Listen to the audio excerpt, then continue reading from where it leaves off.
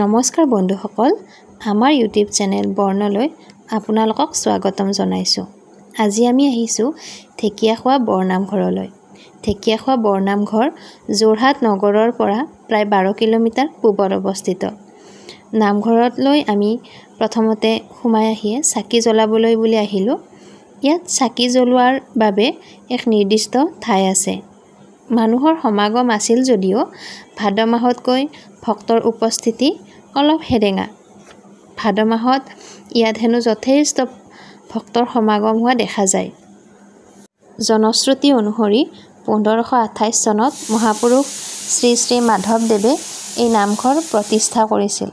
মাধৱদেৱে যি গছি বন্তি জ্বলাইছিল, সেই বন্তি গছি সুদীৰ্ঘ 494 বছৰ ধৰি ধৰ্মপ্ৰাণ ৰাইজে জ্বলাই ৰাখিছে।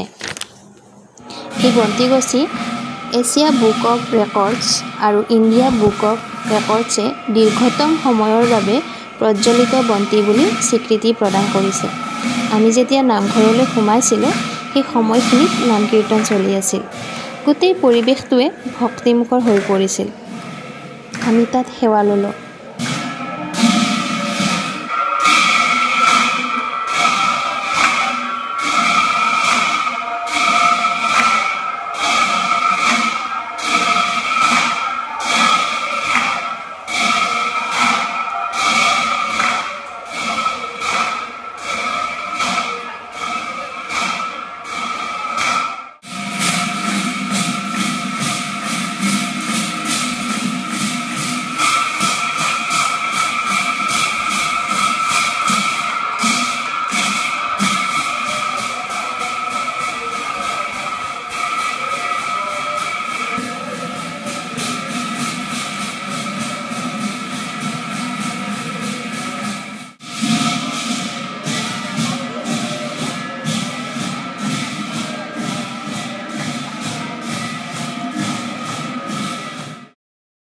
যিহেতু আমি প্ৰথমবাৰৰ বাবে এই নামঘৰলৈ গৈছিলোঁ, গতিকে আমাৰ বাবে এই অভিজ্ঞতা আছিল অতি সুকীয়া। ইয়াত উপস্থিত থকা ভক্তগণৰ মুখত শুনিছিলোঁ যে ভাদ মাহত ঢেকীয়াখোৱা বৰনামঘৰ হেনো বৈকুণ্ঠপুৰীলৈ পৰিণত হয়। এই নামঘৰটোৰ সন্মুখভাগ দেখিবলৈ যথেষ্ট ধুনীয়া আছিল। ঢেকীয়াখোৱা বৰনামঘৰৰ লগত কেইবাটাও কাহিনীও জড়িত হৈ আছে। কোৱা হয় যে নামঘৰৰ মূল খুঁটাটো শালগছেৰে নিৰ্মিত। এদিন ৰাতি ইয়াৰ ভকত এজনে সপোনত দেখিলে যে বৰনামঘৰৰ কাষেৰে বৈ যোৱা নৈখন সুঁতিৰ বিপৰীতে বৈ গৈছে আৰু বৰনামঘৰ নিৰ্মাণ কৰিবৰ বাবে লগত এজোপা শালগছ উটুৱাই লৈ আহিছে। পিছদিনাখন যেতিয়া লোকসকলে সপোনটো বাস্তৱিত হোৱা যেন দেখিলে, তেতিয়া তেওঁলোকে বৰনামঘৰৰ মূল খুঁটাটো শালগছেৰে নিৰ্মাণ কৰিলে।